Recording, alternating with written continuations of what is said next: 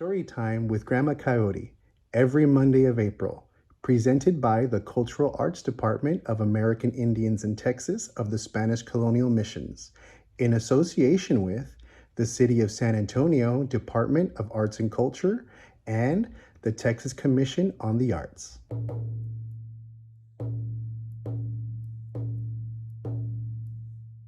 Hi there, friends, and welcome to Season 4, Episode 2 of Storytime with Grandma Coyote. This week is incredibly special because we'll be talking about our connection to the universe and the celestial sky. Of course, all of our episodes are incredibly special here at American Indians in Texas, but Grandma Emma has put together a very special list of important celestial stories. Storytime with Grandma Coyote is our offering to the City of San Antonio's Poetry and Literature Month, which is celebrated every year during April. Hi, welcome to just me by myself now. Wasn't today a wonderful day? Didn't we witness something beautiful? I don't know how many years it's going to be before that can happen again, but we know that we were able to witness this. And Native American people always have stories to describe or say why things happen or how they happened. And this is going to be some of them. One day, Hen was out in the farm. She was eating little bits of corn here, pecking on corn, and anything else she could find. And then she noticed something was different. She didn't know what it was, but something was different. So she looked up and, oh my God, what is going on? What is happening? Oh my goodness, it can't be. Someone is eating the sun. Someone took a bite from it. I must go and tell Rooster. So off she goes down the road, flapping her wings, feathers flying everywhere, flippity-flopping all over the place. And, Rooster, Rooster, something is happening. Something terrible is happening. Rooster says, what? I'm busy. Can't you see? I'm here standing on my perch, practicing my singing so I can do it perfect at sunrise. She says, well, you might not have a sunrise because someone is taking a bite and eating the sun. He said, what? He said, look, cock-a-doodle-doo, he goes, and all excited. Who is eating the sun? Why are they eating the sun? Oh my gosh, we must go and tell Duck.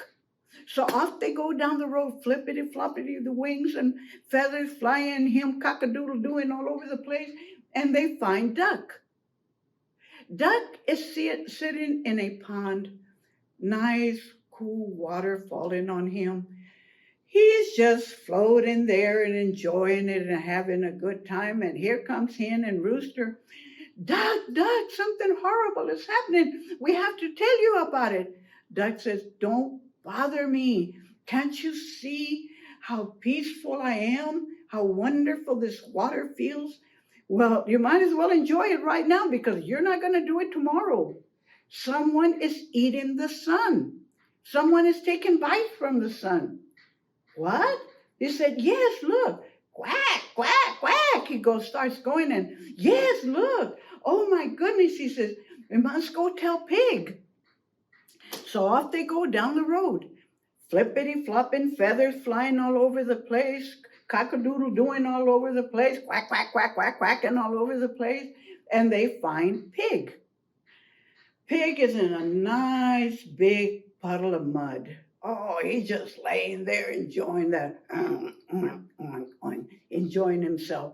Pig, we have something important to tell you. You've got to listen to us, hear us. Pig says, don't bother me. Can't you see that I'm calming my nerves? My nerves were so excited today. This mud is just perfect for that. I am calming my nerves. He said, well, you better get over it because you're not going to do it for too long. Look, someone is eating the sun. They're taking bites out of it, and it's almost gone. He says, what? Oink, oink, oink, oink. He's going, yes, look, someone is eating the sun. Oh, no, we must go tell Goat. So off they go to look for Goat. And Goat is on top of a hill eating fresh, green grass. He said, Goat, we've got something so important to tell you. Oh, you won't believe it. Someone is eating the Just look. Goat's eating, keeps eating. He said, Goat, someone is eating the sun. I don't care. As long as I'm eating fresh green grass, I don't care. He said, but you're not going to have fresh green grass anymore if the sun is all gone. Ah, he looks up, bah, who is that? Bah, who's eating the sun? And so they're all hugging together, so scared. Someone is eating the sun, someone is eating the sun. And then they hear a soft, gentle, easy voice. No one is eating the sun. It's an eclipse. So they look around. Nobody. He said, who? No, someone is eating the sun. No, it's an eclipse. Every so many great years go by. The moon comes between the sun and us. But it'll pass. No one is eating the sun. It's called an eclipse. And Turtle just looks up at it and smiles. And all the animals are over here shaking and looking at it. And Hen looks up and says, look, a little bit of the sun is showing. You can see the sun.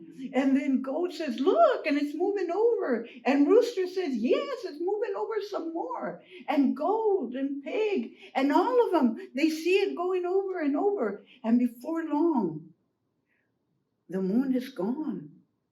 And no one is eating the sun. And Rooster starts crowing, Duck starts quacking all over the place. Pig is oinking, and Goat is baaing all over the place. Turtle is just sitting there looking and smiling. And so all the animals start to go back to where they were. Goat to her hill to eat her fresh green grass. Pig to that nice mud puddle, because now he really needs to calm his nerves.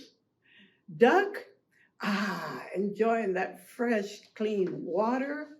Rooster, practicing his crowing over and over. And Hen, pecking on the corn, enjoying the corn. Turtle just continues to be sitting there, wise as always, and smiling as always. Oh, the next story again deals with space. And as you know, I love to tell animal stories. I have a connection with them. Although I've never had too many pets, I just love animals. They're so knowledgeable. They're so amazing. And our stories are so much about them, our native stories. In this one, there's a little rabbit. That rabbit had a dream, and that dream was to ride on the moon. There was nothing that he liked better but the idea of riding on the moon. And that's all he could think of. That's all that dream was. It's that kind of dream that gnaws on you when you're asleep, when you're awake, when you're eating, when you're doing whatever it is that you're doing. That dream is always there. I want to ride on the moon. How awesome would that be to ride on the moon?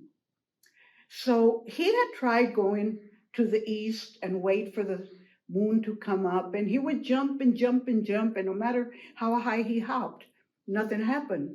He had tried climbing the highest tree that he could find and wait till the moon came over him, and he would try to reach up, nothing happened. So he had an idea. What if I ask Eagle to take me to the moon?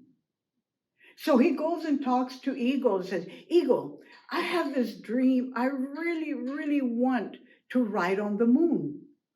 Can you take me to the moon? Eagle looks at him. To the moon? No, I'm too busy. Sorry, sorry. I've got too many important things to do. And eagle flaps his wings and flaps his wings and flies away. But he doesn't give up. He goes to hawk. Hawk does the same thing. He goes to owl. And he goes to snow goose and to the heron and to the pelican and they all tell him the very same thing. Then he thinks, I know. I'll ask all the little birds to get together and maybe they can carry me to the moon. So he goes and talks to all the little sparrows and the nuthatchers and all the little small little birds and asks them, if I want to ride to the moon so bad to walk on her, can you take me to the moon? He said, Rabbit, you're too big. There's no way we're going to carry you. And they laugh at him and laugh at him, and off they go. Well, this is the first time he's felt like giving up. So he goes and sits down. His ears are just hanging down. His nose is not twitching. And then he hears, I'll take you to the moon. What? I'll take you to the moon. And he looks around and it's Crane. He had forgotten all about Crane. He said, oh, Crane, will you take me to the moon? Yes, yes. Thank you, thank you. He said, meet me here tomorrow on the hill and I'll take you to the moon. Off goes Crane with those great big wings, and Rabbit starts to jump up and down. Those ears are flip-flopping and rolling all the way. His nose is twitching every which way. He is so happy his dream is going to come true. His dream is going to happen. He can hardly wait. He gets there so early the next day, but he just waits patiently. He waits for Crane and waits for Crane, and it starts to get dark, and all of a sudden you feel the wind coming down. Crane lands right there. Looks at Rabbit and says, are you ready? Rabbit says, yes, yes. He says, hold on to my legs. Do not let go. Do not let go. Hold on tight. Okay, he grabs a hold of Crane's legs, and Crane starts to lift those wings and really struggle at first because Rabbit is heavy. But once those wings get going and going and going and higher and higher and higher, and Rabbit opens one eye and looks down, oh no, no, no, no, no, and he holds on tighter and tighter, and Crane goes higher and higher, and Rabbit is holding on tighter and tighter and tighter, and up they go and up they go, how farther, farther up, and then he feels something under him. And Crane tells him, you can open your eyes. You are on the moon. So he slowly opens one eye, opens the other one. He's on the moon. He says, and you can let go of my legs. And he opens up his little paws, and they're all bloody because he had been holding on so tight to those legs. And Crane is just there, and Rabbit looks at the blood and goes to Crane and puts his hand, his little paw, on top of Crane's crest. And he said, from now on, because of this wonderful thing that you did, you shall wear a red crest, a red headdress, to tell everybody what you did, what wonderful thing you did, what a wonderful gift you gave me. And this is my gift to you, this red feathers on your head. Crane just smiles and she goes to walk, and she tries to walk, and no matter how hard she tries to walk, she can't walk. So she looks down.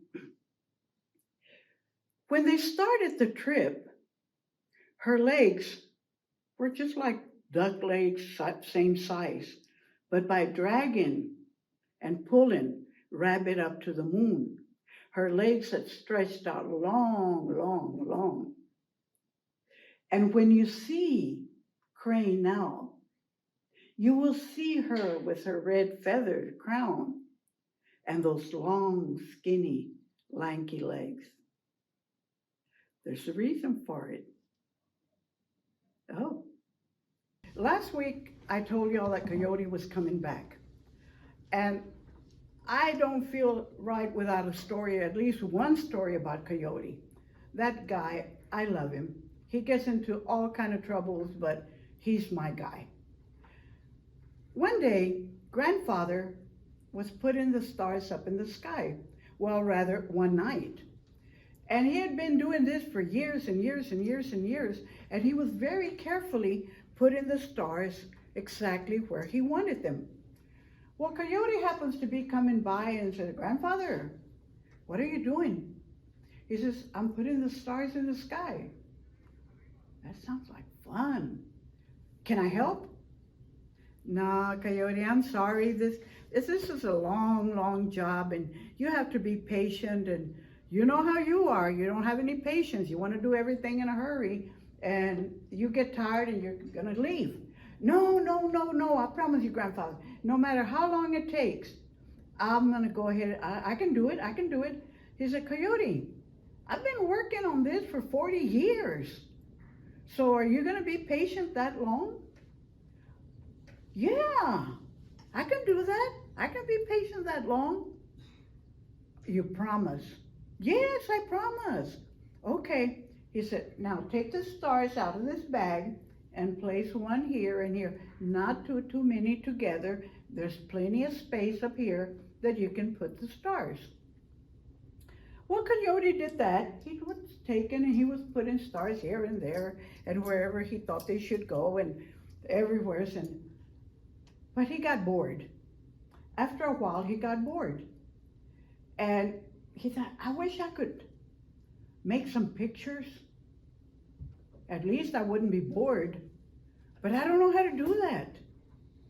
Well, Bear happens to be coming by. "Hey, Brother Coyote, what is it that you are doing?" He says, "Well, I've been putting the stars up in the sky and I'm so bored. I wanted to make some pictures and put them up there, but I don't know how to do it." He said, "Well, look what I look like. Get a picture of me and put it up in the sky with the stars." "Oh, that's a good idea."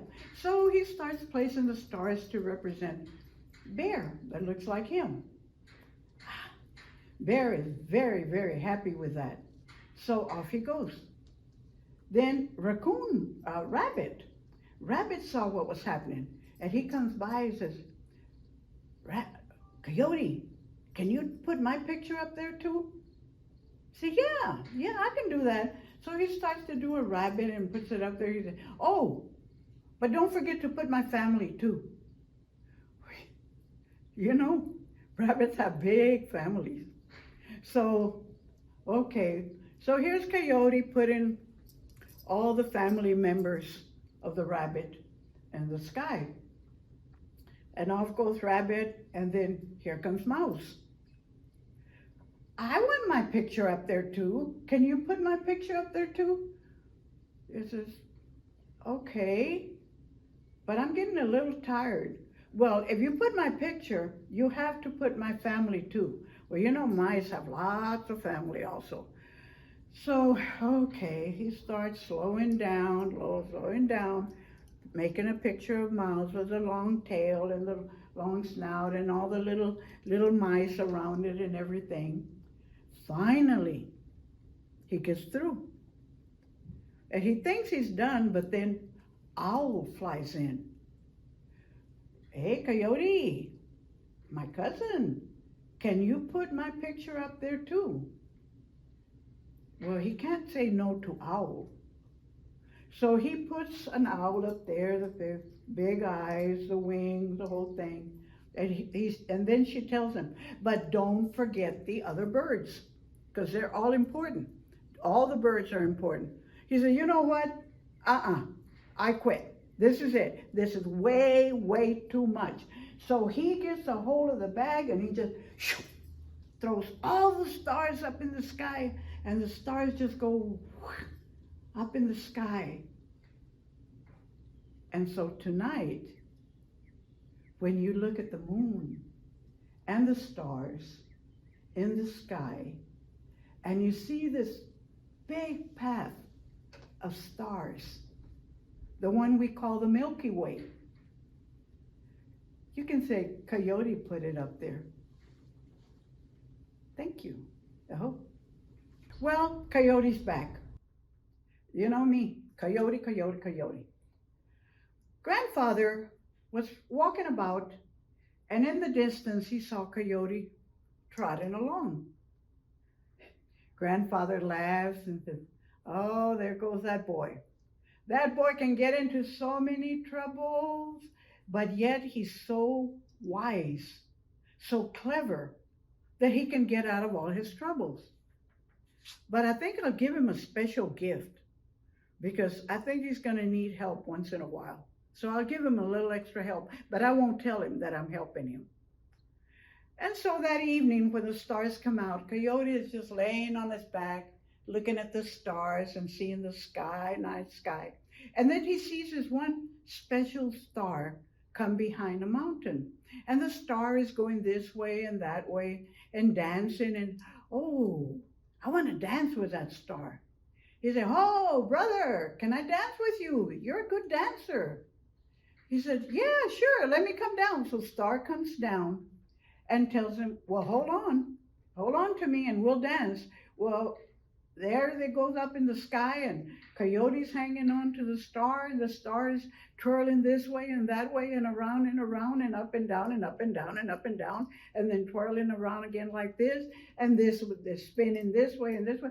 Well, Coyote is getting all dizzy, just like I am right now, from all this spinning and turning. And then he says, "I gotta get down." And he said, "Well, wait, I'll take you down." He said, No, I'm gonna jump down." "No, Coyote, you can't jump down. You hurt yourself." "I'm gonna jump down. I'm dizzy. I don't want to be up here anymore. I'm gonna jump down." He said, "You might kill yourself. You were so high up." "No, I'm not. I am Coyote. I can do anything. I do not die." So Coyote lets go, and down, down, down, down, down, down, splash, splash, splash, splash, splash, all over the place. And sure enough, he killed himself. But Coyote doesn't die. Coyote never dies. Coyote comes back to life. That's one of his gifts. That's one of the extra gifts Grandfather gave him. And then he gets up all dizzy and all dirty and everything. He said, "Didn't I tell you that I was special, that I could not die?" How many animals out there of my relatives can say, "I danced with a star, I fell down to the ground, I died, but I came back to life"? I am the only one that can brag about that. I am Coyote. Oh, and you know, there's some of us that think that we're coyotes like that one too, and boy, do we get in trouble. There was once a little girl, Raccoon, that she could look at the night sky all the time, and she wanted a star so bad. That's all she could think about, getting a star. She too had climbed the mountains. She too had climbed the trees, but nothing was working. And then one day she spotted this long, long, long tree. She said, "I know that one will reach me all the way to the sky." And so she climbs that tree all day long. She climbed and climbed and climbed till she got up to the top. And she waited and waited till the right time, and she jumps on the night sky. And when she jumps on the night sky and lands on it, she looks around, and there is Bear. Bear is a keeper of the night sky. Oh, she almost stepped on him. I know. She grabs a piece of the night sky and puts it upon her so she can't be seen. And so she starts gathering stars. She puts under her arms, everywhere she can think of, in her ears, everywhere that she can put a star and cram it in there, she puts it in there. And she's got all the stars she wants, or that she can carry, and she starts to come down. and her tail brushes on Bear and wakes Bear up. Bear sees what's going on, so he reaches and grabs her tail and holds on to it, and she starts making all kind of yelling sounds and screaming sounds, and Bear is growling at her and growling. Oh, there's a big ruckus up in the sky, and Grandpa comes and says, "What is going on? What is happening?" Bear says, "This little rat thing here, cousin, she's stealing the stars." Ah, so Grandpa looks at her and says, "Is that true?" She goes, "Were you stealing the stars?" "Well, you know you're not supposed to steal. So put them back." She takes one out of her ears and puts it back, another one and another and another, then the other ear, the other ear, the other ear. "Is that all?" Put them back. So she starts to pull them out of her mouth, out of her mouth, out of her mouth, puts them all up, and she said, "Is that all?" So she starts to pull them out from everywhere on herself and puts them all up. He said, "Is that all?" She nods, "Yes." He said, "Okay, go down. But don't you ever, ever steal again. I never want to know or heard that you were stealing." So very slowly she comes down that tree, all the way down. And every night, when she comes out at night, and you look at Raccoon, there are two little twinkly stars in her eyes. Grandpa knew that they were there, but he also knew that she wanted them so bad that he let her keep two stars. That is the reason why we are here, to hear these stories, to pass them on to you, that you can remember them and you pass them on to your family members, to your children. Thank you. Thank you for listening to this wonderful story. Oh, Thank you all so much for joining us on this very, very special episode of Storytime with Grandma Coyote. I hope you all enjoyed it as much as we did putting it together. As we conclude for this episode, remember to join us next Monday. We've got 2 more wonderful episodes set up for you all. Next week's episode, we focus on Fiesta. And we have got so many great things happening here in San Antonio with Fiesta. Here at AIT-SCM, we co-host the San Antonio Fiesta, which is the only Native American event that on the Fiesta calendar. But we also have a number of wonderful programs happening launching this month. We have our Cactus Blossom Dinner, which happens this June. Our Jungle Book production, which we'll be hosting at the Carver Theater in August. And the biggest, most fun excitement happening in a long while is the creation of Earth Beats Gathering Drumming Circle.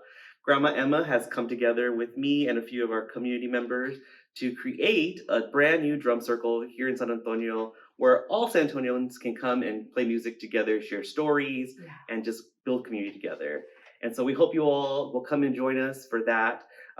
Look at all of our social media calendars. Follow us on Instagram, Facebook, and YouTube to get all the latest information. And of course, as always, tune in with us on Mondays from 4 to 5 p.m. on all of our social media platforms for Storytime with Grandma Coyote. We thank you all for joining us, and we wish you best until next week. Goodbye.